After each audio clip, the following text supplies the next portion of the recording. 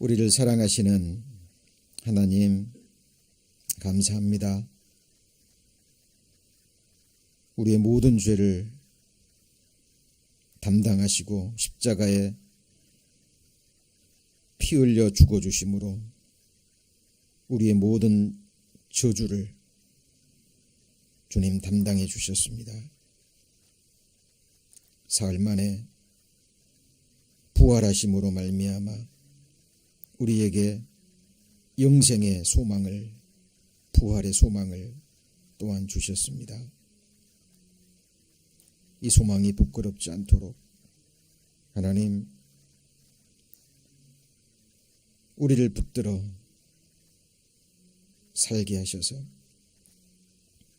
말씀이 우리 마음 가운데, 삶 가운데 응하는 그 순간까지 이 거룩한 믿음 지켜갈 수 있도록, 온전케 될 수 있도록 주께서 역사하여 주옵소서. 오늘도 하나님의 말씀을 또 배우는 가운데 우리를 향하신 하나님의 선하신 뜻을 또 분별케 하시고 또 우리 마음 가운데 새기며 삶 가운데 또 순종의 열매로 하나님께 드려질 수 있도록 주 성령님께서 역사하여 주옵소서. 오늘 말씀의 시종을 오직 주 성령님께 의지합니다. 저를 사랑하시는 예수님 이름으로 기도합니다. 아멘. 기독교 실존주의의 선구자로 평가를 받는 인물이 있죠. 그 19세기 덴마크의 철학자 또 신학자인 키에르케고르라는 사람입니다. 이 키에르케고르는 세 번째 부인의 막내 아들로 태어납니다. 칠형제가 있었는데요. 그 막내 아들이기 때문에 특별히 아버지의 그 사랑을 받고 유년 시절 유복하게 그렇게 자라납니다. 그런데 이제 이 키에르케고르가 이제 청소년이 되었을 때, 어느 정도 이제 성장했을 때 아버지가 이제 자기 막내 아들, 사랑하는 막내 아들이 컸다고 생각하고요. 그리고 자기 마음속에 있는 두 가지 이야기, 두 가지 고백을 하게 됩니다. 그 중에 한 가지는 이 키에르케고르 아버지가 어린 시절 굉장히 가난했거든요. 그래서 그 친척 집에서 목동 일을 하면서 그 가난 때문에 너무 고통스러워서 하나님을 굉장히 저주한 그 사건이 있었는데, 아마 이 키에르케고르 아버지 마음속에 그것이 맺혀 있었던 것 같아요. 죄책감으로. 그래서 그 한 가지를 고백하고, 또 한 가지는 이 키에르케고르가 출생에 관한 비밀인데, 바로 자기 집의 하녀의 아들이라는 것을 고백하게 됩니다. 그러니까 아버지가 불륜으로, 그죠? 죄를 범함으로 태어난 존재라는 것을 키에르케고르가 알게 돼요. 그래서 그 한참 민감한 시절이죠. 이제 세상에 나가기 직전에 나름대로 꿈을 가지고 생을 살아보려 했던 그 청년 시절의 키에르케고르에게 큰 충격으로 다가옵니다. 그래서 그가 그때부터 이제 그 방탕의 삶을 살게 돼요. 그리고 칠형제가 있었는데 5형이 젊은 나이에 다 죽음을 건너갑니다. 그래서 그때부터 이 젊은 키에르케고르는 우울증에 시달립니다. 그리고 삶에 대한 어떤 절망감을 느끼죠. 그리고 그때부터 방탕한 삶을 살게 됩니다. 죄 가운데 태어난 인생이잖아요. 어떻게 보면 태어나서는 안 될 자기의 존재에 관한 그 괴로움과 그리고 형들이 일찍 죽었잖아요. 그리고 그 어린 시절에는 아버지의 사랑을 받고 아버지를 무척 존경하고 사랑했었는데 그 아버지의 그 어떤 죄악된 모습 속에서 괴로워합니다. 그리고 그것을 잊기 위해서 세상의 쾌락에, 육체적인 쾌락에, 세상의 쾌락에 탐닉하게 돼요. 그래서 젊은 시절 장려촌을 드나들면서 그래서 막 살아갑니다. 자기도 언제 죽을지 모르고, 그죠? 인생에 대한 회의, 자기가 왜 태어났고 어디서 와서 어디로 가는지도 모르고 어둠 속에서 방황하는 가운데 그에게 유일한 것은 세상이 주는 한순간의 달콤한 즐거움과 쾌락 속에 맡깁니다. 그런데 잊으려 하면 잊을수록 잊혀지지 않는 거죠. 그리고 세상의 즐거움과 쾌락을 구하면 구할수록 생이 더 고통스럽게 다가오는 것을 느낍니다. 얼마나 힘들었을까요? 그런데 그러던 시기에 이 세상 쾌락, 육신의 쾌락, 이 세상의 즐거움을 추구하면 추구할수록 만족이 없고, 그죠? 더 큰 고통이 자기를 짓누르는 것을 보고요. 그때 이 키에르케고르는 이제 이 허황된 이 세상의 헛된 쾌락을 추구하는 삶에서 좀 돌이켜서 이제 나름대로 그럼에도 불구하고 나름대로 좀 윤리적인 삶을 추구해 보려고 나름대로 애를 씁니다. 그러는 가운데 한 레기네 올젠이라는 한 어린 소녀, 아주 어여쁜 소녀를 만나게 돼요. 그리고 한순간에 사랑에 빠집니다. 그리고 3년여 동안의 그 어린 소녀였기 때문에 그 구애와 기다림 가운데 드디어 이제 그 어린 그 소녀의 마음을 얻게 돼요. 사랑을 얻게 됩니다. 그리고 약혼을 해요. 얼마나 행복했을까요? 이제 그 사랑하는 여인과 다시 새 출발하면 되잖아요. 그 마음도 정했고.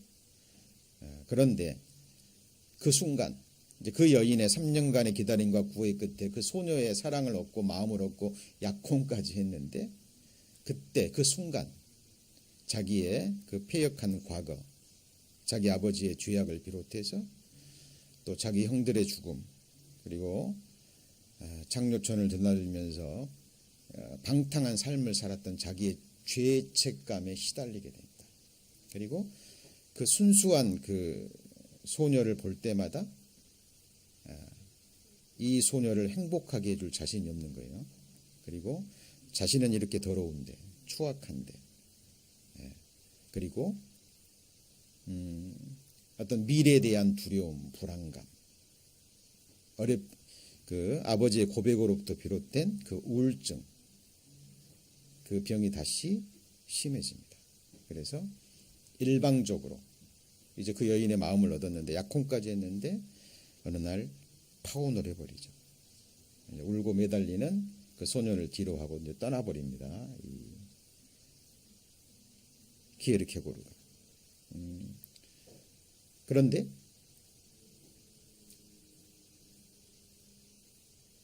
일 년 만에 이 소녀가요, 자기 친구, 그러니까 자기와 별반 다름이 없는 세속적인 친구와 또 만나서 또 사랑을 하고 결혼을 하게 돼요. 그러니까 이 키에르케고르가 그 모습 속에서 또 분노와 함께 또 절망을 느낍니다.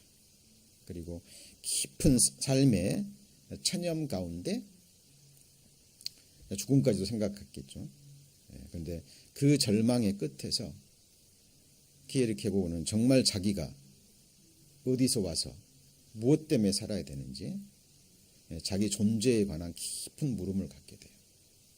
그리고 이 키에르케고르가 결국은 신앙으로 돌아섭니다. 그래서 성경을 통해서 예수 그리스도를 만나게 돼요. 자, 그런데 이 키에르케고르뿐만이 아니라 하나님을 찾고 만난 사람들의 그 생을 돌아보잖아요. 그러면 본질적으로 어떤 같은 단계를 밟게 되는 것을 보게 됩니다. 제가 참 개인적으로 하는 게 감사드리는 게요. 제가 고등학교 시절에 참 좋은 선생님들을 많이 만났어요. 국어 선생님 그리고 세계사 선생님이 기억이 납니다. 국어 선생님은 그 기성 시인이었어요. 그 문단에 데뷔를 하고 시인이면서 학생들에게 국어를 가르치는 선생님이셨는데 그 국어 시간이 늘 기다려졌습니다. 왜냐하면 늘 시에 대해서 인생에 대해서 저희들에게 문학에 대해서 많은 얘기를 해줬거든요.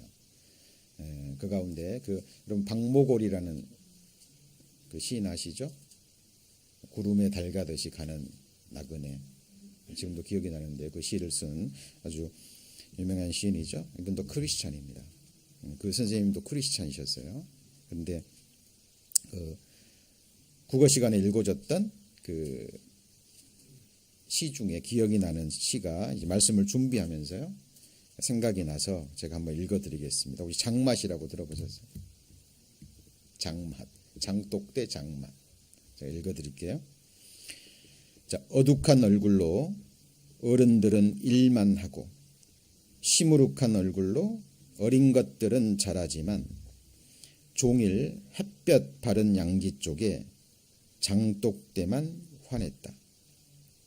진정 즐거운 것도 없는 구질구질한 살림. 진정 고모신짝 끌며 지루한 하루하루를 어린 것들은 보내지만 종일 장독대만 환했다. 누구는 재미가 나서 사는 건가? 누구는 낙을 바라고 사는 건가? 살다 보니 사는 거지. 그렁저렁 사는 거지. 그런 대로 해마다 장맛은 꿀보다 달다. 누가 알건대 그렁저렁 사는 대로 살맛도 씀씀하고 그렁저렁 사는 대로 아이들도 쓸모 있고 종일 햇볕 바른 장독대의 장맛은 꿀보다 달다. 여러분 시인들은 우리와 좀 다르죠. 그 한 단어 조사 하나를 만들기 위해서 때로는 몇 달까지 밤을 새며 고민한다고 해요. 어때요? 이 시 들으시면서 좀 공감이 되는 부분 없으신가요? 시에 대한 어떤 분위기 이런 거 느껴지시나요?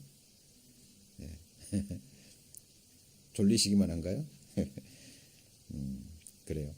이 시에 이 시인의 그 마음 속에는 어떤 삶에 대한 체념, 삶에 대한 깊은 절망감, 그리고 어떤 존재에 대한 그 이유를 사실 묻고 있습니다. 네. 그래서 이 시인의 마음 속에 여기 이런 부분 나오죠. 어둑한 얼굴로 어른들은 뭔만 해요? 일만 하고. 저도 어린 시절 8남매 막내로 자랐습니다마는 부모님의 사는 모습, 형들, 누나들의 살아가는 모습이요 결코 행복하지 않았습니다. 오히려 시집가고 장가가고 뭐 남들 보기에 뭐 평범한 삶이었어요. 그런데 그 모습이 결코 행복하지 않았습니다. 제 어린 시절의 눈에 볼 때도 정말 어둑한 얼굴이었고요. 어린 마음에도 삶에 큰 재미가 없었던 것 같아요. 여러분은 어떠신지요? 우리는 성경을 통해서요. 하나님이 보시는 우리 인생이 무엇인지, 정말 우리 존재가 무엇인지, 그렇죠? 성경을 통해서 답을 찾지 못하면 어디에서도 우리는 인생의 답을 찾을 수 없습니다. 이 키에르케고르는요, 자기의 생애의 경험을 통해서 어떤 인생의 세 단계를 얘기를 해요. 첫 번째는 이 세상의 즐거움, 쾌락을 추구하는 단계입니다. 그렇죠? 그러나 본인이 경험했잖아요. 아무리 이 세상 즐거움, 육신의 쾌락, 즐거움을 추구해 보아도 만족이 없고 끝이 없고 오히려 그 쾌락 뒤에는 깊은 절망과 쓰거움과 고통과 슬픔이 찾아온다는 것. 그리고 그것을 추구하면 추구할수록 자기 삶이 계속 나락으로 떨어지고 피폐해 가는 것을 느낍니다. 그리고 이 퀴에르케고르는 거기서 벗어나기 위해서 자기 의지를 가지고 이제 좀 새로운 삶을 살아보기 위해서 몸부림을 치죠. 그리고 순수한 한 사랑하는 여인을 만나서 사랑도 나누고 약혼까지 했지만 또 자기 의지로 자기의 어떤 노력으로 어떤 그런 윤리적인 삶을 추구하면 추구할수록 자기 깊은 속에 자리 잡고 있는 이 악에 대한 큰 세력을 느낍니다. 그리고 불안한 거예요. 그렇죠? 두려운 겁니다. 자, 그리고 이 퀴에르케고르는 절망하는 가운데 그 인생의 절망 끝에서 정말 내가 누구이고 자기의 존재의 의미를 찾고자 하는 그곳에서 퀴에르케고르는 십자가를 통해서 그 십자가의 죽음을 통해서 예수 그리스도 정말 참으로 아름다운 한 사람과 아름다운 것을 만나게 돼요. 자, 여기 보시면 퀴에르케고르는 유명한 말이죠. 절망은 죽음에 이르는 병이다. 유명한 말이죠. 그리고 이 병에 걸리는 것은 인간뿐이다. 인간이기 때문에 뭐 하는 거예요? 절망하는 것이다. 그리고 이 절망 때문에 하나님이 지으신 모든 피조물 가운데 인간만이 특별한 존재라고 이야기를 합니다. 그리고 이 세상과 자기 자신과 모든 것에 대해서 절망한 사람만이 하나님이 주시는 참된 소망을 만날 수 있다라고 이야기를 합니다. 그리고 이 절망의 유일한 해독제는 십자가의 죽음을 통한 부활의 소망. 그죠? 그것만이 이 절망에서 벗어날 수 있는 유일한 길이라는 것을 퀴에르케고르는 발견을 하죠. 그리고 자기가 청년 시절 그렇게 추구했던 진리를 인한 자유함, 그 소망에 이르게 됩니다. 이 세상에 정말 아름다운 것이 있죠. 전도서 7장 1절 한번 보시죠. 전도서 7장 1절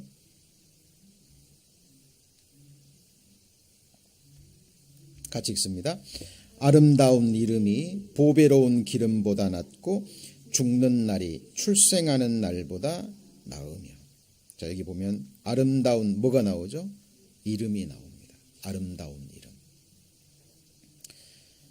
자, 성경에서 말하는 아름다운 것과 세상에서 말하는 아름다운 것은 완전히 다릅니다. 그죠? 세상 사람들은 이 육신의 눈으로 보기에 예쁘고 아름다운 것을 아름답다고 얘기하죠. 그리고 사람들은 그것에 열광을 합니다. 그러나 성경은 얘기합니다. 자, 고운 것도 거짓되고 아름다운 것도 헛되다라고 얘기해요. 육신의 눈에 보여지는 그 아름다움은 사실 잠시 후면 지나가는 거예요. 정말 허탄한 겁니다.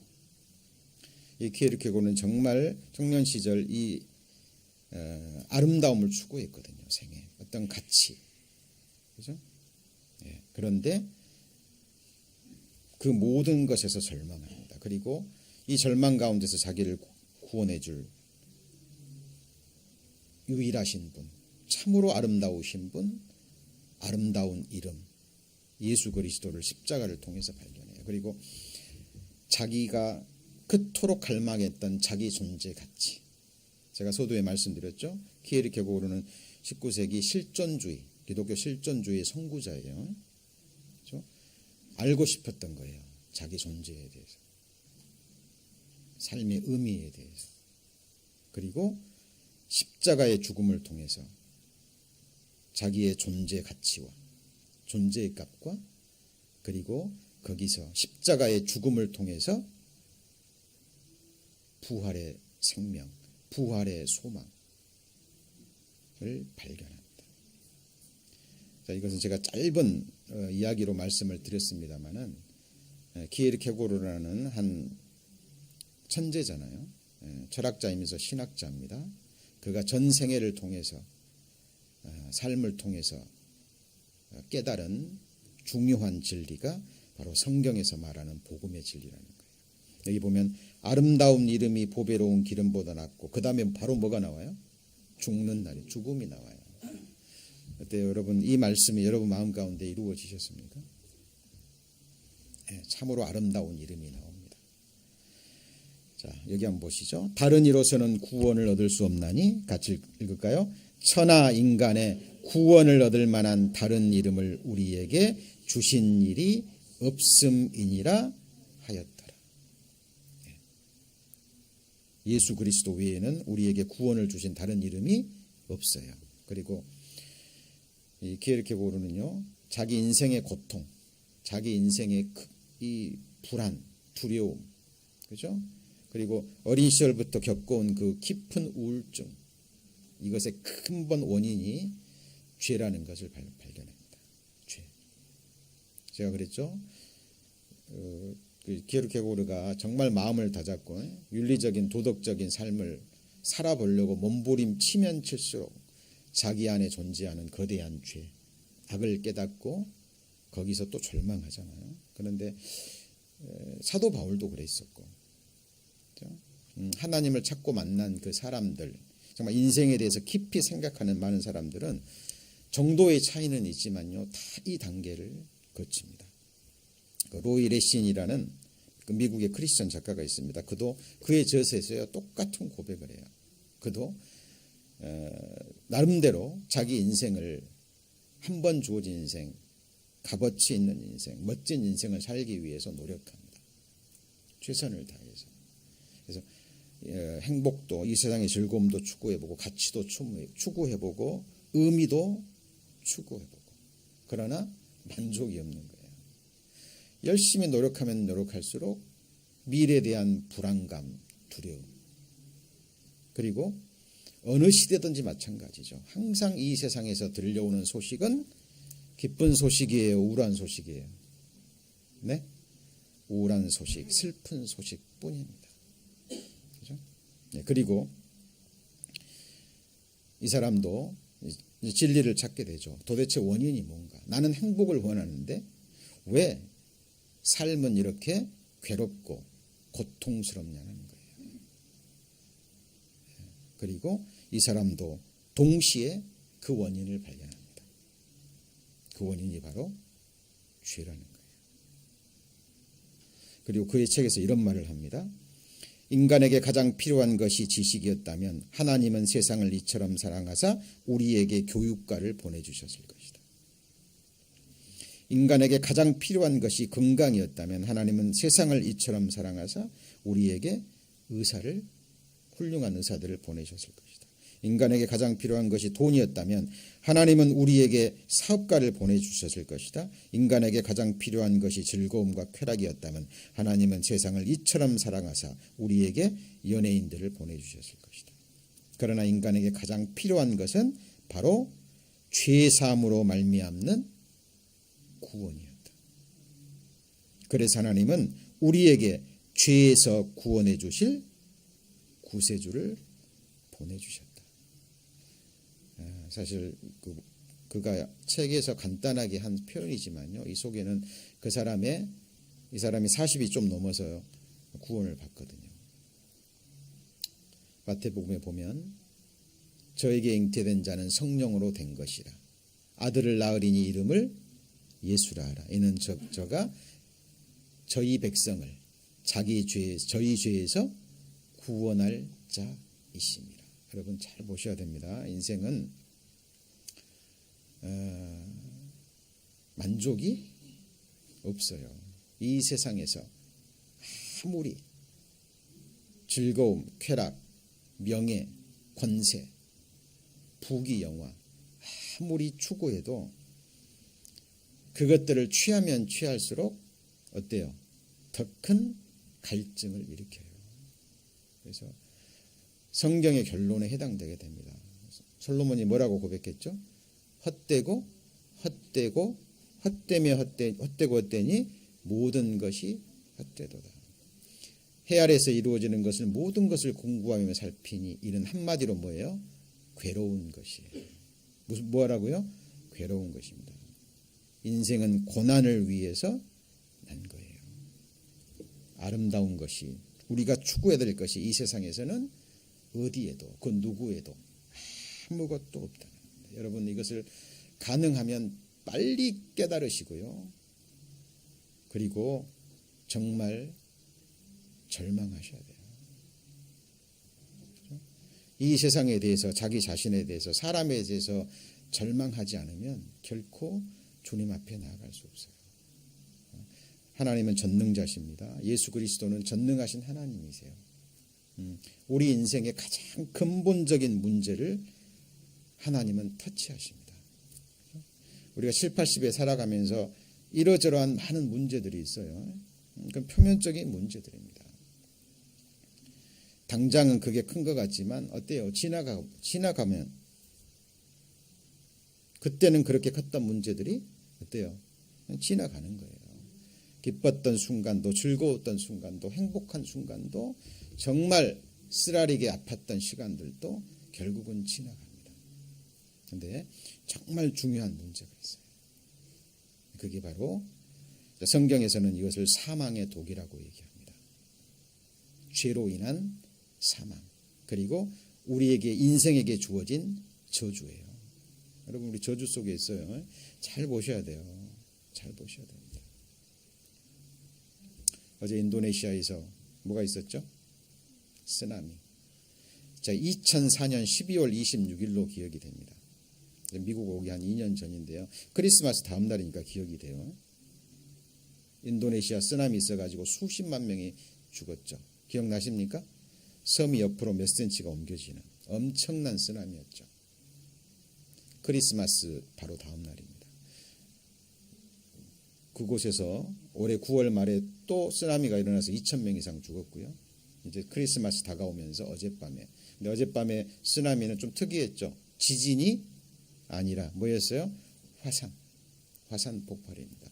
요엘서 2장에 보면 예수님이 오시기 직전에 많은 징조 중에 하나가 같이 해보시죠. 불과 연기기둥.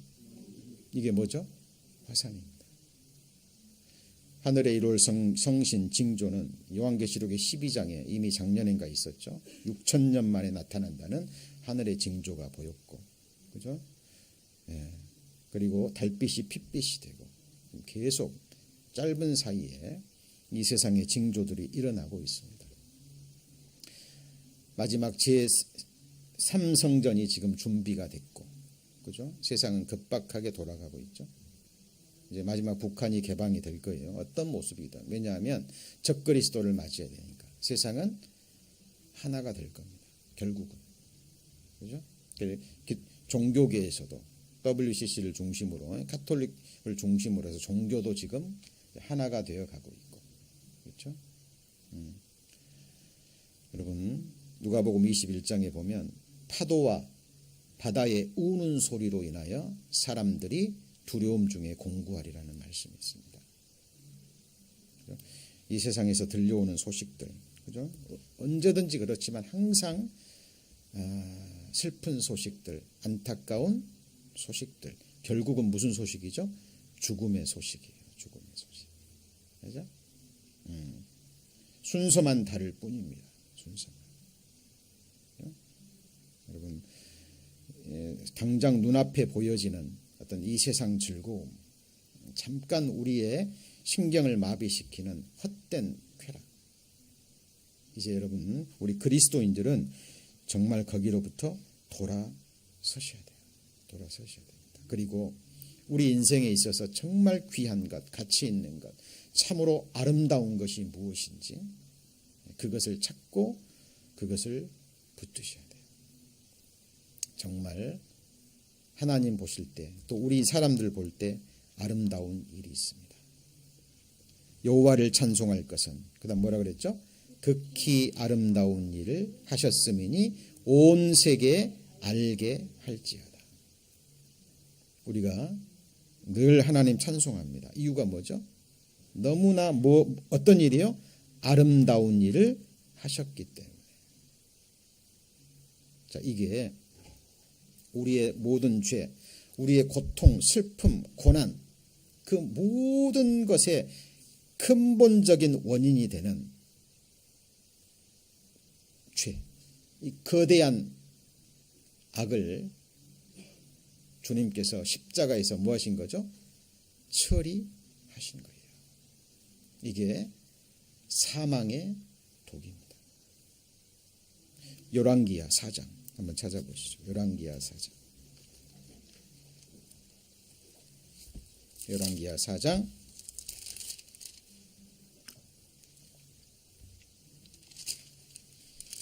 구약성경 567페이지.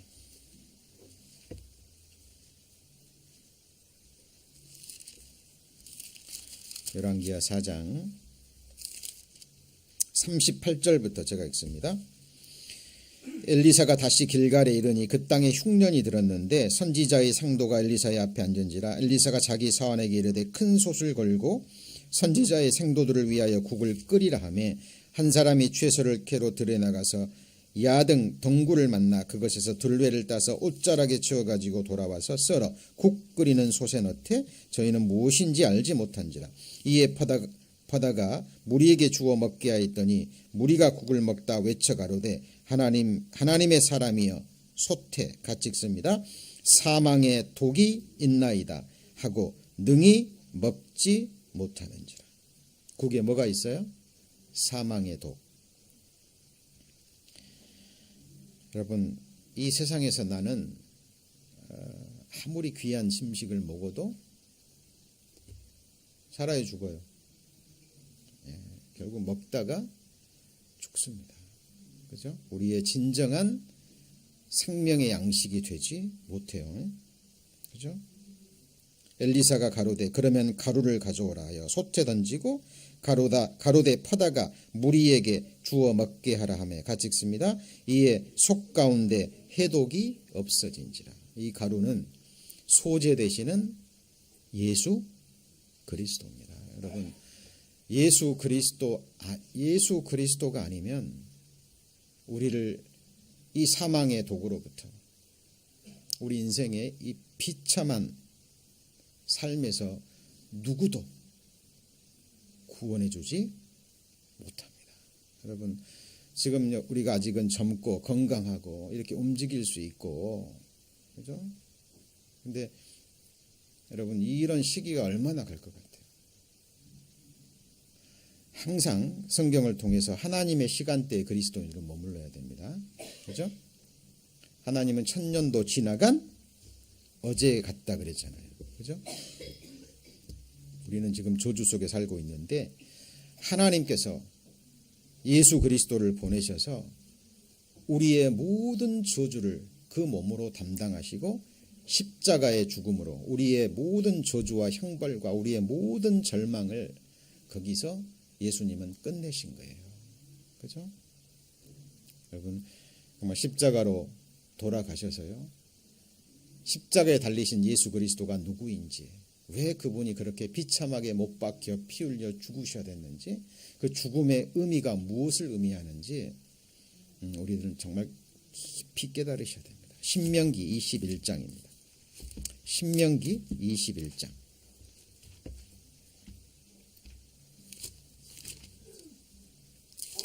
신명기 21장 23절입니다.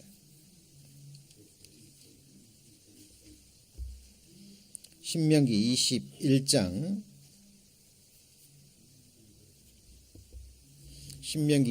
22절 295페이지 사람이 만일 죽을 죄를 범함으로 내가 그를 죽여 나무 위에 달거든. 23절은 같이 읽어볼까요? 그 시체를 나무 위에 밤새도록 두지 말고 당일에 장사하여 내 하나님 여호와께서 내게 기업으로 주시는 땅을 더럽히지 말라. 나무에 달린 자는 하나님께 저주를 받았습니다. 이 말씀에 근거해서 예수님이 십자가에 돌아가셨을 때 그 하루가 지나기 전에 시체를 내렸잖아요. 아시죠? 여기 보면 나무에 달린 자마다 뭐를 받았어요? 저주를. 독생자 예수 그리스도, 성자 하나님, 하나님의 본체 되시는 예수 그리스도가 어디에 달리셨죠? 나무에 달리셨어요. 그분은 누구십니까? 하나님이셨어요. 예수님이 십자가에서 뭘 당하셨어요? 저주. 누가 받아야 될 저주죠? 예, 우리가 받아야 될 영원한 저주입니다. 여러분 생각하셔야 돼요. 우리가 살면서 죽을 때까지 7, 80의 생애 가운데 당하는 이러저런 어려움, 고통 이런 것들은 우리가 마땅히 당해야 될 영원한 십자가의 형벌에 비하면 아무것도 아니에요. 그렇죠? 그 모든 저주를 예수님은 십자가에서 우리를 대신해서 죽어주신 거예요. 그렇죠? 이스라엘 백성들이 홍해를 건넙니다. 그리고 수르 광야에 들어가요. 그런데 거기에 3일 길을 지나는데 물이 나오지 않습니다. 그때 마라에 물이 들어서니까 물이 있잖아요. 3일 동안 물을 못 먹었으니까 얼마나 힘들었겠어요. 이스라엘 백성들이 그 마라의 물에 뛰어듭니다. 그런데 먹을 수 있어요? 없어요? 쓴물입니다. 모세를 원망합니다. 하나님을 원망해요. 조금 전에 홍해가 갈라지는 하나님의 이적과 기적을 보고도요. 당장 물이 없고 지금 목마른데 그 마라에 물이 보이니까 먹었는데 못 먹을 물이잖아요. 그때 원망하니까 모세가 또 기도합니다. 하나님이 뭘 지시하죠? 한 나무를 지시합니다. 그 나무를 마라의 쓴물에 집어넣으니까 어떻게 되죠? 단물이 돼요. 그 나무는 뭘 의미할까요? 예수 그리스도의 십자가입니다. 여러분 예수 그리스도의 십자가의 죽음이 우리 삶 가운데 접목되지 않으면, 믿음으로 던져지지 않으면 인생의 진정한 기쁨, 소망은 어디에도 없어요. 여러분 키에르케고르는 예수 그리스도의 십자가의 죽음을 통해서 자기의 절망을 확인합니다. 그렇죠? 아버지의 죄, 자기의 죄, 이 세상 모든 사람의 자기 전 존재를 위협하고 있는, 뭘 위협해요? 자기의 전 존재를 위협하고 무너뜨리려는 그 거대한 죄가 예수 그리스도의 십자가의 그 저주를 통해서, 십자가를 통해서 해결되는 것을 확인해요. 그리고 그 십자가의 죽음을 통해서 절망의 유일한 해독제, 부활의 소망을 확인합니다. 여러분 이거밖에 우리의 소망은 없어요. 어디에도 없습니다. 그렇죠? 십자가의 죽음만이 영생으로 갈 수 있는, 그렇죠? 예수 그리스도의 육체가 십자가에서 죽을 때 뭐가 열렸어요? 휘장이 찢어졌어요. 그때 뭐가 열렸습니까? 하나님께로 가는 길이 열린 거예요. 같이 해보시죠. 내가 길이요. 내가 길이요 진리요 생명입니다. 예수님으로 말미암지 않고는 아버지께로, 다시 말하면 천국으로 갈 차가 없어요. 오직 십자가의 죽음, 그 열려진 새롭고 산 길을 통해서만 우리는 영생으로, 천국으로 들어갈 수 있습니다. 그렇죠? 그래서 정말 아름다운 것이 뭐냐 그 말이에요. 우리가 추구해야 될 진정한 가치, 그렇죠? 네, 십자가입니다. 여호와를 찬송할 것은 극히 뭐예요? 아름다운 일을 하셨기 때문에. 우리 찬양대 찬양팀 찬송할 때 항상 생각하셔야 돼요. 십자가에서 주님이 완성하신 아름다운 일, 그렇죠? 그리고 이 소식이 무슨 소식이에요? 아름다운 소식이에요. 아름다운 소식을 시온에 전하는 자여 너희는 높은 산에 오르라. 아름다운 소식을 예루살렘에 전하는 자여 너는 힘써 소리를 높이라. 두려워 말고 소리를 높여 유다의 성읍들에 이르기를. 같이 읽습니다. 너의 하나님을 보라 하라. 누구를 봐요? 너희 하나님 예수 그리스도입니다. 여러분 누가복음 2장에 보면 시므온이라는 경건한 자가 나오죠. 성령의 지시를 받습니다. 구주를 보기 전에는 죽지 아니라는 성령의 지시를 받아요. 그리고 그가 늙음하게 성전에 가서 아기 예수를 봅니다. 그리고 하나님 앞에 찬송을 하죠. 이제야 하나님께서 나를 평안히 놓아주시는도다. 왜요? 거기 보면 시므온을 뭐라고 표현하냐면 하나님을 경외하는 자고, 한번 같이 해볼까요? 이스라엘의 위로를 기다리는 자라. 위로가 없는 거예요. 뭐가 없어요? 위로가. 이스라엘의 위로가 없는 겁니다. 소망이 없는 거예요. 오직 누구죠? 구주입니다. 바누엘의 딸 안나라는 여인, 남편과 결혼하고 7년 만에 사별을 하죠. 그리고 사별한 지 84년 동안, 몇 년이요? 84년 동안 성전을 떠나지 아니하고 주야로 금식하며 기도함으로 하나님을 섬깁니다. 그 믿음에 기도하는 여인에게 성전에서 구주를 보게 해요. 여러분, 이 세상에서 우리가 봐야 될 게 뭐가 있습니까? 시편 기자는 얘기하죠. 내 마음을 주의 증거로 향하게 하시고 탐욕으로 향치 말게 하소서. 내 눈을 돌이켜 허탄한 것을 보지 말게 하시고 주의 도에 나를 소성케 하소서. 주를 경외케 하는 주의 말씀을 주의 종에게 세우소서. 여러분, 저는 이 눈으로요, 다시 오시는 주님 보기를 원합니다. 이 눈으로 하나님의 말씀이 그대로 이루어지는 성취함의 역사를 보기를 원합니다. 하나님 보실 때 정말 아름다운 거예요. 우리가 살 수 있는 유일한 길은 하나님을 보는 것뿐입니다. 같이 볼까요? 내 아버지의 뜻은 아들을 보고 믿는 자마다, 그 다음에 뭐예요? 같이 해보시죠. 영생을 얻는 이것이니. 이게 아버지의 뭐죠? 뜻이에요. 여러분, 이제 내일 모레 크리스마스, 세상 사람들은 이때가 되면 가장 죄를 많이 범하는 날입니다. 맞죠?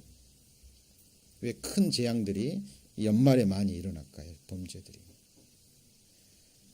많은 사람들은 예수 그리스도가 누군지를 모르는 거예요. 이 세상에 왜 오셨는지. 그리고 아들을 바라보지 않습니다.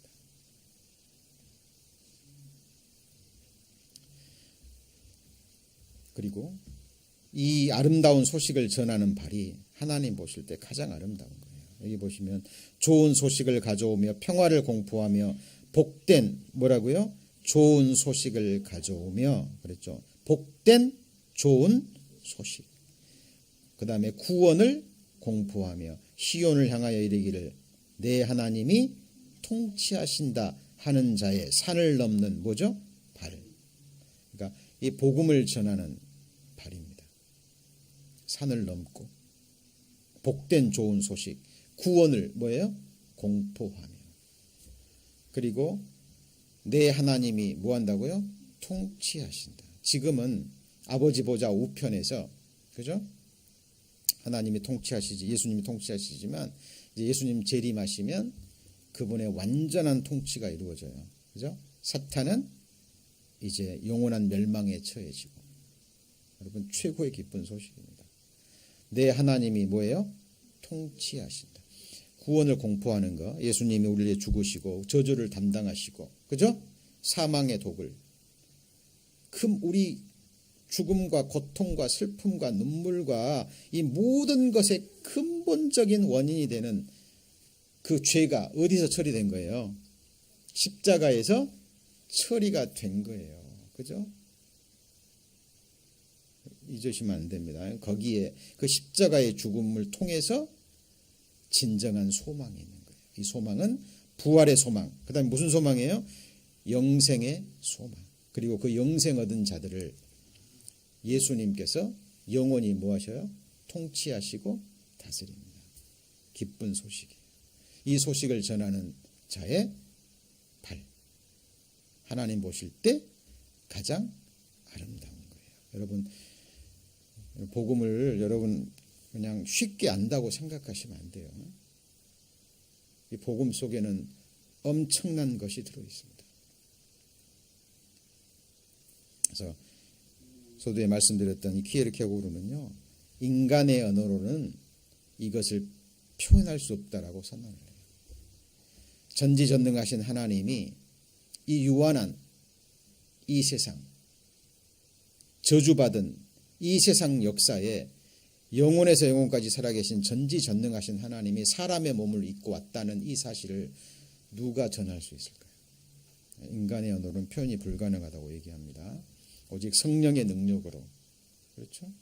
성령의 능력으로 정말 마음의 중심에서 하나님을 찾고 진리를 구하는 사람들, 자기 인생의 끝을 보고, 끝을 보셔야 돼요.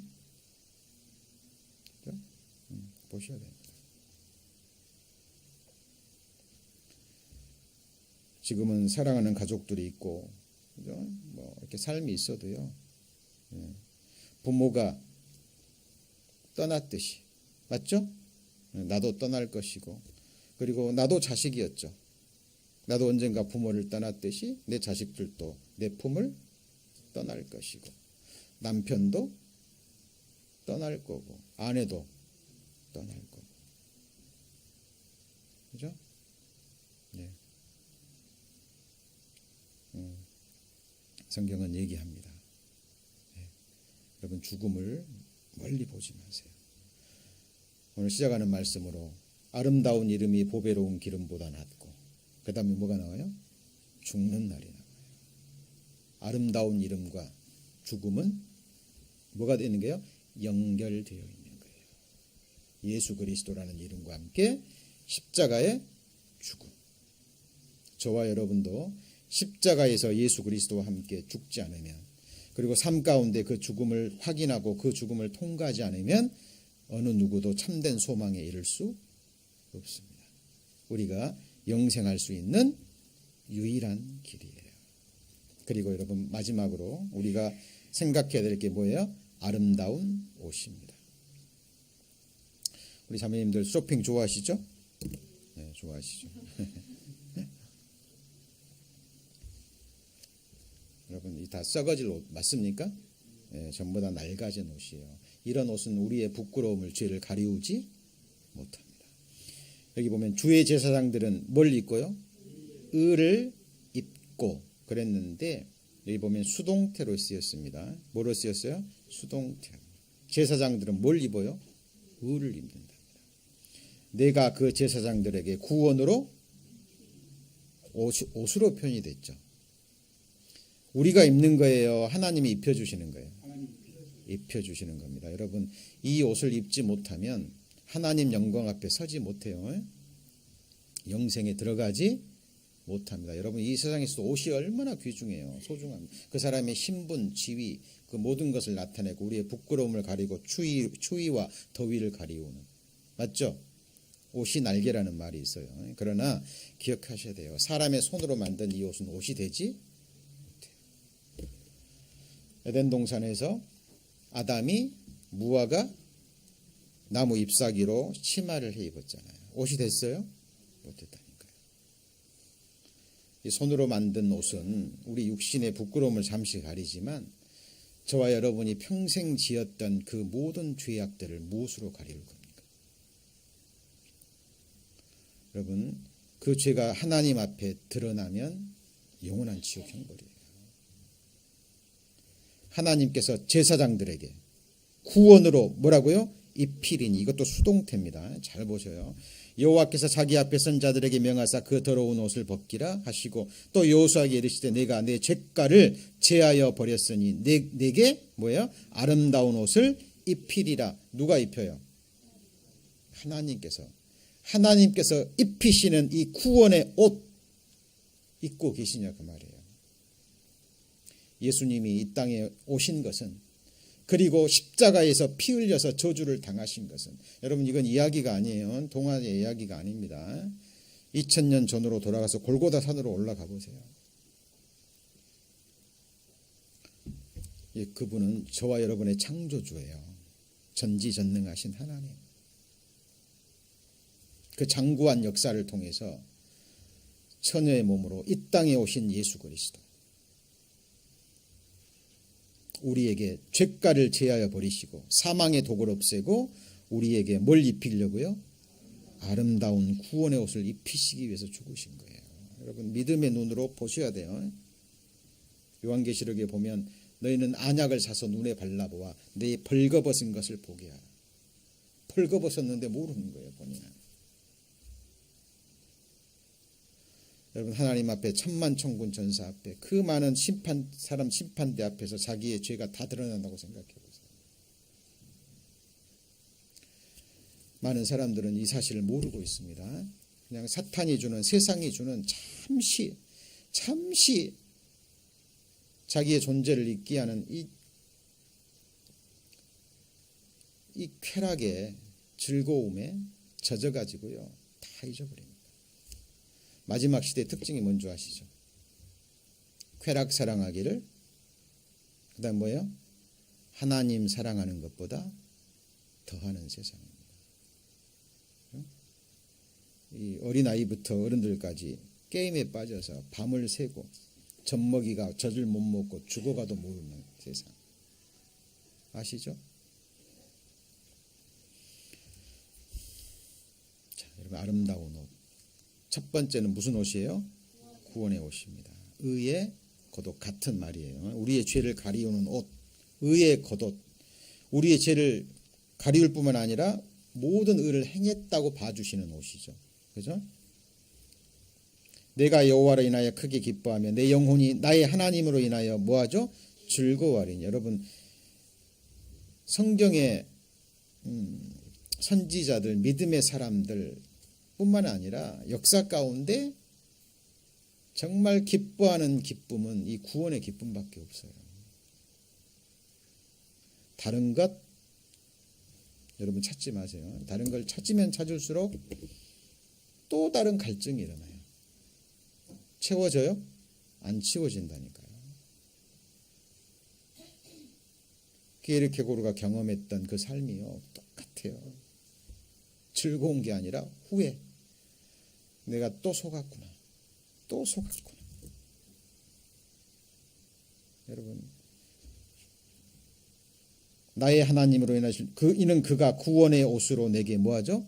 입히시며. 누가 입혀요? 하나님이 입히시고 나는 그냥 입힘을 당하는 거예요. 의의 겉옷으로 내게 더하시니. 신랑이 사모를 쓰며 신부가 자기 보물로 뭐하죠?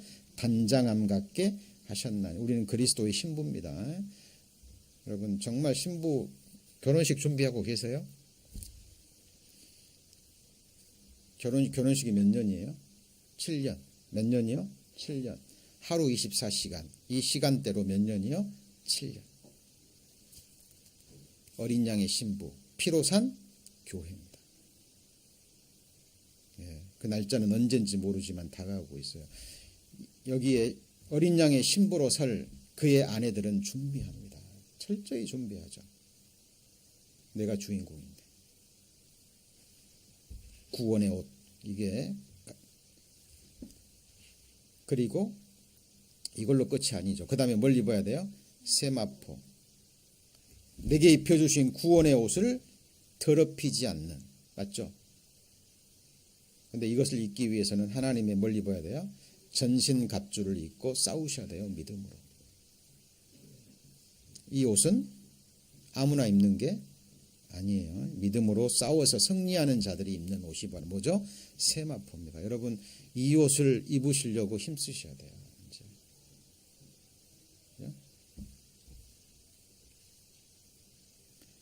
주님 앞 오시면 드러납니다. 드러나요. 다. 그에게 허락하사 빛나고 뭐죠? 깨끗한 세마포를 입게 하셨은즉. 여기 보면 was given her to wear. 이것도 뭐 한 거예요? 주어진 거예요. 원하는 사람에게, 갈망하는 사람에게. 이거는 성도들의 뭐죠? 옳은 행실. 이거 옳은 행실 그러니까요. 막 그죠? 뭐 밖에서 뭐 구제하고 막 착한 일하고 이런 거 생각하지 마세요. 여러분 가정에서, 교회에서, 직장에서 할 수 있는 아주 작은 일. 그죠? 그게 뭐죠? 옳은 행실이에요. 형제 자매의 작은 실수 용서해 주는 것, 미워하지 않고 사랑하고 용납하는 것. 하나님이 서로를 위해서 기도해 주라고 했으니까 서로를 위해서 뭐 해주는 거예요? 정말 기도해 주고 작은 일 충성해서 자기 자리를 지키고 충성되이 일상입니다. 일상. 예수님이 오실 때 상 줄 때 누구한테 줘요? 네가 큰 일 행했으니까 줍니까? 그다음 뭐 한 사람이 줘요? 같이 해보시죠. 지극히 작은 일에. 지극히 작은 일에 뭐 한 거예요? 충성하는 거예요. 여러분에게 주어진 직분 정말 소중히 여기셔야 돼요. 제가 준 거예요. 하나님이 주신 거예요. 하나님 앞에 회개가 됩니다. 여러분 이것 입으셔야 돼요. 아름다운 세마포, 희고 빛난 뭐죠? 세마포. 하나님 보실 때 그리고 우리 그리스도인이 볼 때 정말 뭐한 거죠? 아름다운 거예요. 고운 것도 거짓되고 아름다운 것도 헛되요. 근데 성경에 보면 정말 아름다운 여인이 나옵니다. 누구죠? 여호와를 경외하는 여인. 집에서 부지런히 길쌈하고 부지런히 해서요. 그 집안 식구들을 챙기고 입히고 먹이는 아름다운 여인이 나와요. 누구 같아요? 하나님의 집을 섬기는 믿음의 일꾼들, 믿음의 여인들의 모습이에요. 네. 교회는 하나님의 집입니다. 정말 이 주님 앞에 섰을 때 이 옷을 입으시기를 바랍니다. 그리고 마지막으로 입어야 될 옷이 뭐냐면 하늘로부터는 우리의 뭐죠? 초소입니다. 부활의 몸이에요. 여러분 이것을 성경은 지금 성경에 예수 그리스도가 이 땅에 오셔서 우리를 위해서 저주를 담당하시고 죽어주시고 피 흘려주신 이유가 뭐냐는 거예요. 네. 정말 이 아름다운 일을 통해서 우리에게 이 귀한 것을 주시기 위한 겁니다. 이게 이 부활의 몸을 마지막으로 입지 않으면 여러분 참된 행복이 없습니다. 만일 땅에 있는 우리의 장막집이 무너지면 그랬죠? 여기 보시죠. 우리의 장막집 무너지면 무너져요 안 무너져요? 하나님께서 지으신 집, 그 손으로 지은 것이 아니요 하늘에 있는 영원한 집이 있어요. 그리고 과연 우리가 여기서 탄식하며 하늘로부터 오는 우리의 뭐죠? 처소로 여기 또 뭐가 나와요?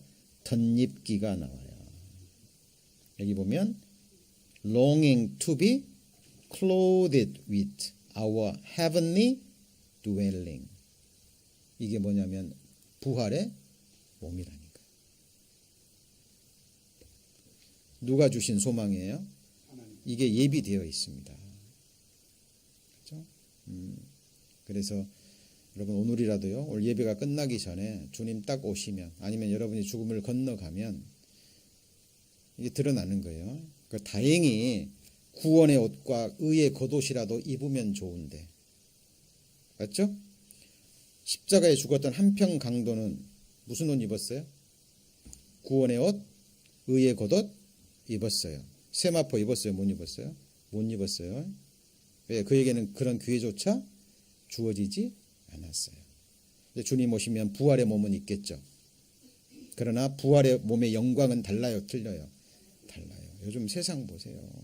특히 한국 외모 지상주의라고 얘기하죠. 그렇죠? 그 육신의 눈에 보여지는 그 아름다운 그 꾸미고 막 하기 위해서 모든 노력을 다 지르잖아요. 그렇죠?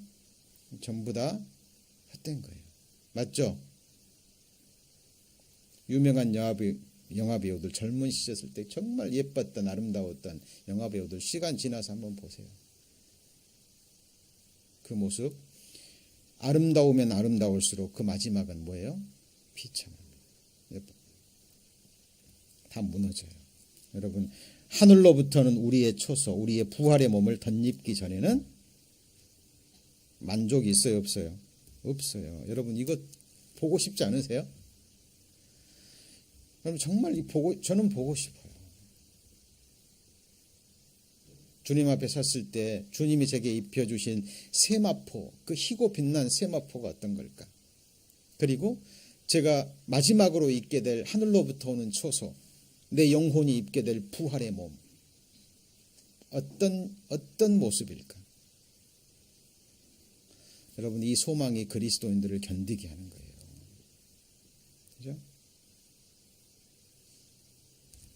오늘 제가 소두에 말씀드렸던 키에르케고르, 그는 인생의 절망 가운데 십자가의 죽음을 통해서 부활의 소망을 확인합니다. 그리고 우리 인생을 이 절망으로부터 구원해 줄 유일한 절망의 해독제, 예수 그리스도의 십자가의 죽음을 통한 부활의 소망이라고 얘기해요. 정답입니다. 그는 정말 답을 얻었어요. 이것을 한마디로 하면, 잘 보시죠. 정리합니다. 여러분, 구원의 옷, 의의 겉옷 입으셨다면, 그죠? 이것도 확인해야 돼요. 정말 확인해야 됩니다. 남의 일이 아니에요. 여러분의 일입니다. 여러분의 영원한 운명을 갈라버리는 일이에요. 하나님이 입혀주시는 겁니다. 우리가 입는 게 아니에요. 이게 입었다면 이제 뭘 입어야 돼요? 세마포. 이걸 입기 위해서는 뭘 입어야 돼요? 하나님의 전신 갑주를 입으시고 믿음으로 싸우셔야 돼요. 말씀으로 육신의 육의 행신을 쳐서 죽이지 않으면 이건 율법 행위가 아니에요. 말씀으로 성령의 칼로 내 마음 가죽을 베고 내 죄악된 육의 행실을 치지 않으면 이 육신은 계속 이 세상 즐거움을 추구하고 게으를 줄 수밖에 없어요. 여러분, 이거 잊으셔야 됩니다. 하나님의 전신갑주 입지 않으면 못 입어요. 이거는 돈 주고 살 수 있어요, 없어요? 없다니까요. 그리고 이것에 따라서, 뭐에 따라서요? 이 세마포도 다르겠죠. 그죠? 사람마다. 왜? 사람마다 사는 모습이 다르니까. 하나님을 향한 헤아림, 하나님을 향한 섬김이 다 다르니까. 그래서 뭣도 달라요? 부활의 몸, 영광도 달라요. 여러분, 이거 갈망하셔야 됩니다. 그리고 준비하셔야 돼요. 이걸 한마디로 하면 이겁니다. 누구든지 그리스도와 합하여 침례를 받은 자는, 그 다음 뭐죠? 그리스도로 옷 입었느니라. 이거는 칭이에요. 구원의 옷, 의의 겉옷입니다. 근데 그리스도로 옷 입은 사람들에게 예수님이 또 명해요. 뭐라고 명하죠?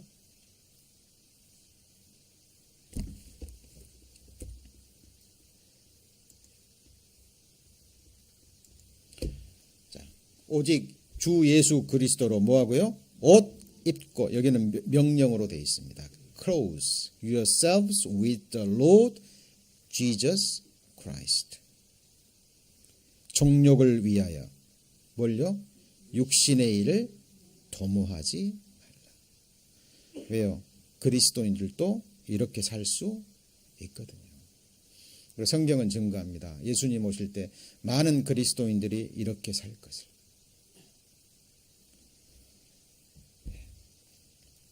예수 그리스도로 뭐하고요? 옷 입는 거예요. 그래서 기억하셔야 됩니다. 여러분, 이 세상에서도 같이 볼까요? 의식주. 중요해요, 안 중요해요? 기본적인 겁니다. 근데 하늘의 의식주가 있어요. 그죠? 방금 말씀드린 아름다운 옷을 입고, 식이 뭐죠? 예수 그리스도의 살과 피, 말씀을 먹고, 주, 어디서 거할 거예요? 예수 그리스도 안에 거하셔야 됩니다. 예수 그리스도로 옷 입고, 예수 그리스도의 살과 피를 먹고 예수 그리스도 안에 거하는 자들. 예수 그리스도 안에 거한다는 것은 말씀 안에 거하는 거예요. 그 사람들이 하늘의 영원한 복을 받게 될 것입니다. 예, 기도하시겠습니다. 하나님, 감사합니다. 이 땅에 예수 그리스도를 보내셔서 우리를 위하여 가장 아름다운 일을 십자가에서 행해 주셨습니다. 그리고 우리를 구원해 주신 너무나 아름다운 이름을 우리에게 주셨습니다. 그리고 그리스도인이라는 참으로 아름다운 칭호를 우리에게 허락하셨습니다. 아름다운 구원의 옷, 의의 겉옷 저희들에게 입히시고 이제 전신갑주를 입고 하나님이 입혀주실 세마포를 저희들 갈망하면서 저희들 죄와 싸우며 살아가고 있습니다. 주님 오시는 그날 우리에게 입혀주실 그 희고 빛난 세마포와 하늘로부터 오는 초소, 다시는 죽지도 않고 늙지도 않고 아프지도 않을 그 부활의 영광의 몸을 입기를 저희들 소망합니다. 그때까지 이 세상 헛된 즐거움 찾지 않게 하시고 오직 하나님의 뜻을 쫓아서 이제 우리 육체의 남은 때를 육체의 정욕이 아닌 이 세상에 하나님의 뜻을 위해서 살아가는 저희들의 남은 삶이 되기를 원합니다. 이제 2018년도 며칠 남지 않았습니다. 주님 다시 오시는 그 발자국 소리를 저희들 믿음으로 듣고 있습니다. 그날 그 순간 그 영광 앞에 부끄럽지 않도록, 그날 그 순간 당황하지 않도록 하나님이 기회를 주실 때 그날을 준비하는 지혜로운 믿음의 사람들이 될 수 있도록 저희들의 삶을 축복하여 주옵소서. 저희를 사랑하시는 주 예수님 이름으로 기도합니다. 아멘.